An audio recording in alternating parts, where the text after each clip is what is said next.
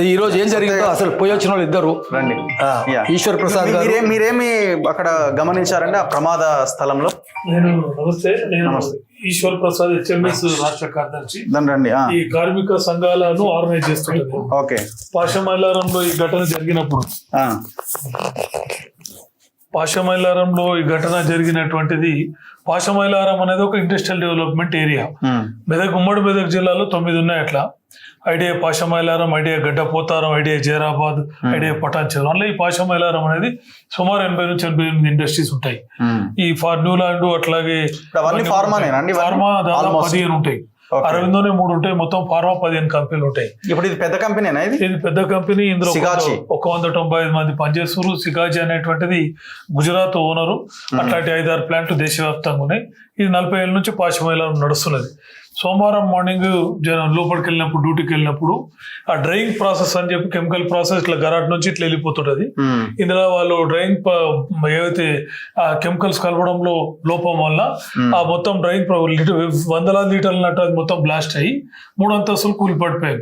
Only reactor వెళ్తే gas cylinder వెళ్ళేట అక్కడనే problem. ఇది మొత్తమే 3 అంతస్తుల కింద పడిపోయే ప్రమాదం దాని వల్ల జరిగింది. ఒక ప్రాసెస్ లోనే పెద్ద లోపం జరిగింది. అంటే సేఫ్టీ ప్రికాషన్స్ సరైన పద్ధతులు పాటించకపోవడం వల్ల దాదాపు ఇప్పటి వరకు 50 మంది చనిపోయారు. 15 మంది కింద ఉన్నారు. ఇంకా వాళ్ళకి చనిపోయినట్టే వాళ్ళు. ఇంకా ఆచూకు వెళ్ళిన వాళ్ళు 7 మంది ఉన్నారు. మొత్తం ఈ సంఖ్య చూస్తుంటే దాదాపు ఇది చాలా పెద్ద యాక్సిడెంట్ ఈ మధ్య కాలంలో. అయితే ఇంత పెద్ద యాక్సిడెంట్ కారణం కార్మికు వాళ్ళ యొక్క యాజమాన్యం నిర్లక్ష్యం, సేఫ్టీ ప్రికాషన్ పడకపోవడం, అట్లాగే సిస్టమ్ ఎవరు కూడా ఆనర్ చేయకపోవడం.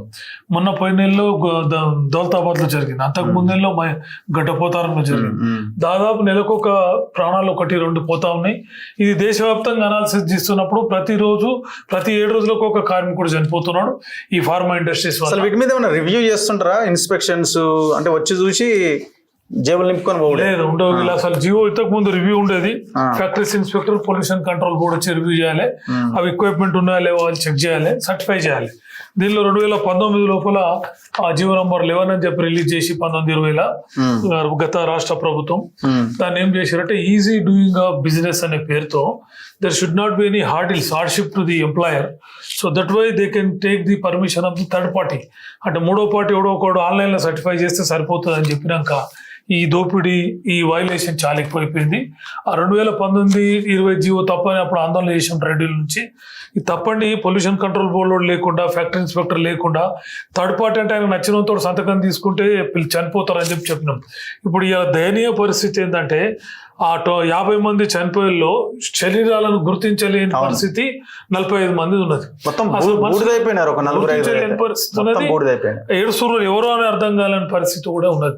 అట్లాగే ఆ కుటుంబ సభ్యులు మైగ్రేన్ వర్కర్స్ దాదాపు 20 మంది ఉన్నారు ఇతర రాష్ట్రాల్లో. వాళ్ళ యొక్క ఆవేదనకు అంతులేదు. పొట్ట తిప్పల కోసం వచ్చి బతుకుతున్న కుటుంబాలకు చుట్టూ గ్రామాల వాళ్ళు కూడా ఉన్నారు. ఇంత దయనీయమైన ఘటన, ఇంత ఘోరమైన ఘటన జరిగితే ఈ 11 జీవో గురించి ఏ రాజకీయ నాయకుడు మాట్లాడకపోవడం బాధాకరం. పొద్దున ఒక ఆయన వచ్చిండు, సెంట్రల్ గవర్నమెంట్ పార్టీ అయినా వచ్చి కూర్చొని ఇది చాలా బాధాకరం, ₹1,00,000 ప్రకటిస్తున్నాను వెళ్ళిండి తప్ప మూలం ఏంది, దీన్ని ఎట్లా రెక్టిఫై చేద్దాం, ఫ్యూచర్ ఎట్లా అవాయిడ్ చేద్దాం అనే భావన ఆయన వ్యక్తం చేయలే. మిగతా కంపెనీల్లో ఉన్న సిచ్యువేషన్ ఏందన్నది కూడా ఇమీడియట్ గా enquiry given permission for third party అనేటోడు ఆ కంపెనీడు నిర్ణయించుకున్నటువంటి ఒక టీం వాడు సర్టిఫై చేస్తే చాలా, అది కూడా ఆన్లైన్ లో, నో నీడ్ టు అప్రోచ్. వాడు వచ్చి విజిట్ కూడా చేయడు. ఇలా ఫ్యాక్టరీస్ ఇన్స్పెక్టర్ వస్తే ఏంటంటే బాధ్యతాయుతంగా ఆన్సరబుల్ రిపోర్ట్ ఇస్తాడు గవర్నమెంట్. అట్లా పొల్యూషన్ కంట్రోల్ బోర్డు పోతే కూడా ఆన్సరబుల్ రిపోర్ట్ ఇస్తారు. ఇవాళ ఇన్ని ఉండగా కూడా pollution control board, factories inspector verification ఉన్నప్పుడు కూడా ఇంతకు ముందు పాషమయ్య గారు పెద్దలు చెప్పినట్టుగా నక్కవాగులో వచ్చిన కెమికల్స్ తోటి ఆ నక్కవాగు పాయిజన్ అక్కడ కొత్త రోగాలు ఇప్పటి వరకు అర్థం కానీ వస్తున్నాయి. వీళ్ళంతా ఇప్పుడు ఏం చేస్తారా, వేస్టేజ్ అంతా ఎక్కడ తీసుకెళ్ళి నక్కవాగులో అట్లాగే డ్రైనేజ్ ఎక్కడ కనిపించినా ప్రదేశాల్లో పోస్తున్నారు. అక్కడ చెరువు ఉంది ఇప్పుడు పాషమైలారంలో, అది మొత్తం స్పాయిల్ అయిపోయింది. దీని పక్కనే ఉంది చెరువు, నీళ్ళు కూడా ముట్టలేము మనం. గడ్డపోతారు ఎలర్జీ వచ్చేస్తుంది అలా స్నానం చేస్తే. గడ్డపోతారం కూడా అట్లే స్పాయిల్ అయింది. పశువులు తాగితే కూడా జబ్బులు వస్తున్నాయి. పశువుల పాలలో కూడా విషం వస్తున్నది. నక్కవాగులో జరిగిన విషయం జోగిపేట వరకు వెళ్తుంది, మంజీరా నదిలో కలుస్తుంది. మంజీరా నదిలో కలిసే లోపల దాన్ని లిఫ్ట్ చేస్తారు, తాగునీరు వాడుకుంటారు 3-4 గ్రామాలు. మంజీరా కూడా కలుషితం అయిపోతుంది, తాగునీళ్ళకి అందరూ వాడతారు. మంజీరా పొలాలకు తాగునీరుకు మొత్తం పొల్యూషన్ స్పాయిల్ కావడానికి కారణం ఈ కెమికల్ ఇండస్ట్రీస్. ప్రధానంగా పటాన్చెరులో 80, పాషమైలారం 80, రామచంద్రపురం, గడ్డపోతారు ఇవన్నీ కూడా మెదక్ జిల్లాలో ఒక 800 పరిశ్రమల్లో ఈ మనకి ఫార్మా ఇండస్ట్రీస్ దాదాపు 150 వరకు ఉంటాయి. వీళ్ళ పొల్యూషన్ వల్ల ప్రజాజీవనం అంతా కూడా గందరగోళం అవుతుంది. నా డిమాండ్ ఏంటంటే అసలు ఇమ్మీడియట్ ప్రభుత్వం, గత ప్రభుత్వం చేసిన తప్పును వాడు తప్పు దొంగ అది అని విమర్శించి నువ్వు అధికారంలోకి వచ్చి ఏడాదిన్నర ఇంతవరకు జీవనం స్టడీ చేయవు, ఎందుకు చచ్చిపోతారని ఆలోచించవు. ఆయన వచ్చి ఈ పార్టీ మీద అంటాడు, ఆ పార్టీ ఆయన వచ్చి పాత పార్టీ ఆయన అంటాడు. ఇది అమానుషం, ప్రభుత్వం సరిగా పట్టించుకుంటలే అంటాడు. జీవో చేసింది ఎవడు? పాత ప్రభుత్వం. మార్చాల్సింది జియో నెంబర్ 11 మొన్న తీసుకొచ్చారు. 2019-20 చేసిరు. 2024 వచ్చిన ప్రభుత్వం దాని గురించి ఆలోచించలేదు. ఇంత ఇన్సిడెంట్ జరిగినా ఆలోచిస్తలేరు. ఇలా దట్ వాళ్ళు ఇన్స్పెక్షన్ అథారిటీ ఎవరైతే ఉన్నాడో ఒక ప్రభుత్వ అధికారి ఉంటాడు, ఆన్సరేబుల్ ప్రభుత్వానికి ఇస్తారు, మన డిపార్ట్మెంట్ కి ఇస్తాడు. ఆ థర్డ్ పార్టీకి ఎవరికి సంబంధం లేనివాడు సిగ్నేచర్ చేస్తే అనేటువంటి జీవోను గత ప్రభుత్వం 2019 మార్చి చేసింది. అది అమానుషమైనటువంటి జీవో. అట్లాగే ఈ ప్రభుత్వం కూడా ఇంతవరకు మార్చకపోవడం దౌర్భాగ్యం. ఇట్లా అందరూ కూడా మొత్తం 800 పరిశ్రమలో 8 లక్షల మంది కార్మికుల జీవితాలతో ఆడుకుంటున్నారు. ఈ బ్లాస్టింగ్ అనేది ఒక ఉదాహరణ. అట్లాగే అదే కాదు, ఇవాళ వాళ్ళ నేచర్, వాళ్ళ యొక్క విధానం ఎలక్షన్ రాగానే రకరకాల భ్రమలు కల్పించే చోట్ల కోసం తప్ప నిజమైనటువంటి చిత్తశుద్ధి లేదు. ఇది కాంట్రాక్ట్ వర్కర్స్ వేతనాల పెంపు జీవో. ఇది జీవో 2000 జీతాలు అంత ఎంత అండి? 7,000, 8,000, 10,000 కదా. ఈ రోజు ఈ కాంట్రాక్ట్ వర్కర్ జీవో 2012 రిలీజ్ అయితే 2025 every 5 years must and should amend చేయాలని central government minimum wage act 1948 చెప్తుంది. కానీ వీళ్ళు 2012 నుంచి 25 వరకు చేయలేదు. 2012 నుంచి 25 లోపల 3 సార్లు ఎమ్మెల్యేల జీతాలు పెంచుకున్నారు. గవర్నమెంట్ ఉద్యోగులకు 3 పే రిజర్వ్ చేశారు. కానీ వీళ్ళకి మాత్రం కాంట్రాక్ట్ వర్కర్లకు ఇంతవరకు చేయలేరు. ఒక సీనియర్ మోస్ట్ కాంట్రాక్ట్ వర్కర్ 20,000 చేసినందుకు 12,000 రూపాయల కంటే ₹1 ఎక్కువ రాదు. 503 రూపాయలు. 503లో కిరాయి, గ్యాస్, పిల్లల చదువులు, జీవితాలు, రాకడ పోకడ చూసుకోవాలి. ఇది క్రైసిస్ సిచ్యువేషన్. ఇంకా అమానుషం ఏంటంటే కాంగ్రెస్ ప్రభుత్వం నేను బీజేపీ కన్నా మెరుగ్గా పరిపాలిస్తానని చెప్తా ఉంటాను రోజు. కేంద్ర ప్రభుత్వ జీవోలో 783 రూపాయలు ఉంది, రాష్ట్ర ప్రభుత్వ కనీస వేతనం 503 రూపాయలు ఉంది. దాని సమానంగా ఇప్పుడు మా పక్కకు కేంద్ర ప్రభుత్వ పరిశ్రమ గోడ పక్కకున్న కంపెనీలో 12,000 ఇస్తాడు, వీళ్ళేం 17,000 ఇస్తాడు. తేడా ఒకటే కంపెనీ పని చేస్తాడు. ఎందుకు అంటే కారణం చెప్పరు వాళ్ళు. అట్లాగే ఈరోజు పబ్లిక్ సెక్టర్ కూడా నిర్వీర్యం చేస్తా ఉన్నది ప్రభుత్వం. వీళ్ళకు ఒక విధానం లేకపోవడం ఇదంతటి కారణం.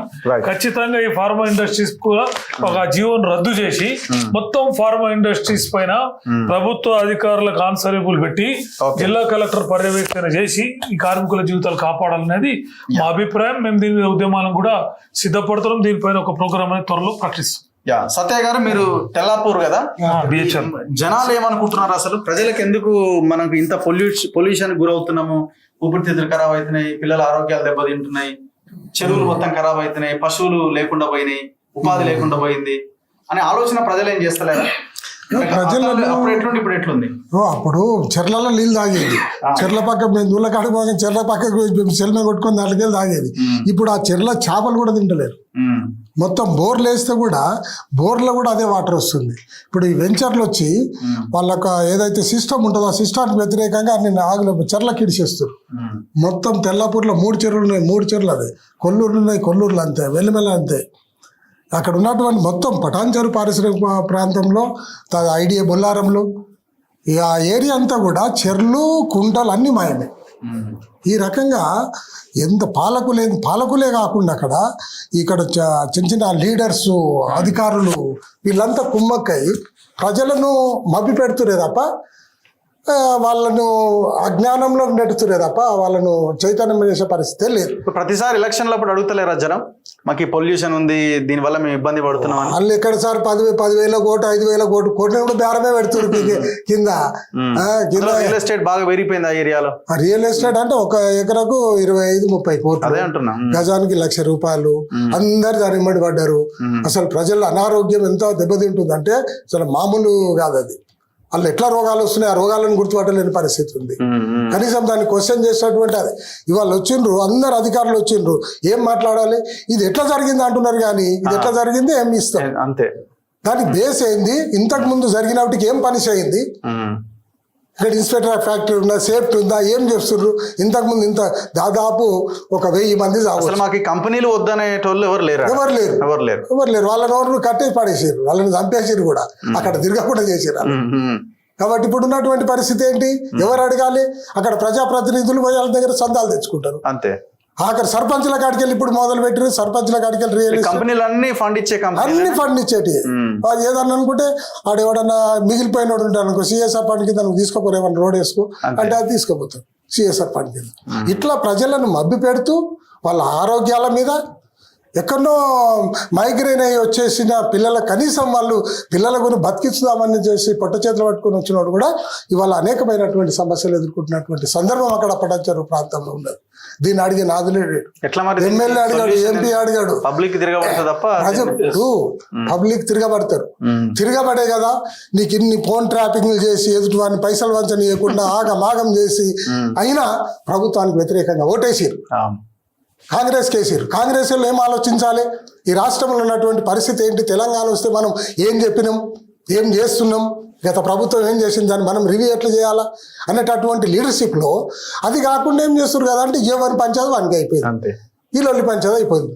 కాబట్టి నేను ప్రజలకు చెప్పేది ఏమంటే, ప్రజలు ఎప్పుడు వాళ్ళు పాలకులను అబ్జర్వ్ చేయాలి. మనకు అధిక ఓటు వచ్చినప్పుడు మనం ఎట్లా వేయాలనో, ఎవరికి వేయాలనో, ఏ నాయకులను ఎన్నుకోవాలనో ఆ సందర్భంలో మనం ఆలోచన చేయకపోతే ఈ రాష్ట్రాన్ని ఇందాక చెప్పినట్టు అసలు ఎంత రిపోర్ట్లు ఉన్నాయంటే సైంటిఫిక్గా సైంటిస్టులు ఇచ్చినటువంటి రిపోర్ట్లను కూడా పక్కకు పెడుతున్నారంటే వీళ్ళు ఏం మనుషులని నాకు అర్థం కాదు.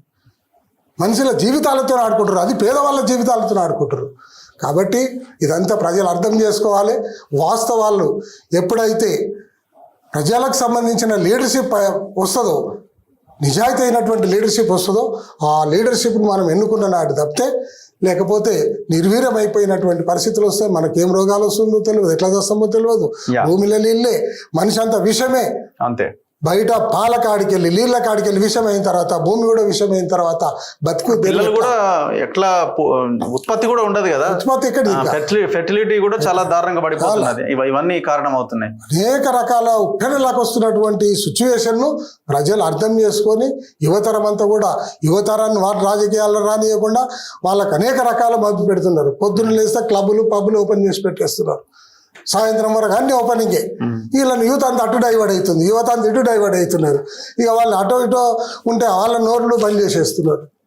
అట్లా అటువంటి పాలకులు జమ అయ్యారు. ఈ పాలకులకు వ్యతిరేకంగా మనం పనిచేయకపోతే ప్రజలను అధ్యయనం చెప్తారు. Thank you very much.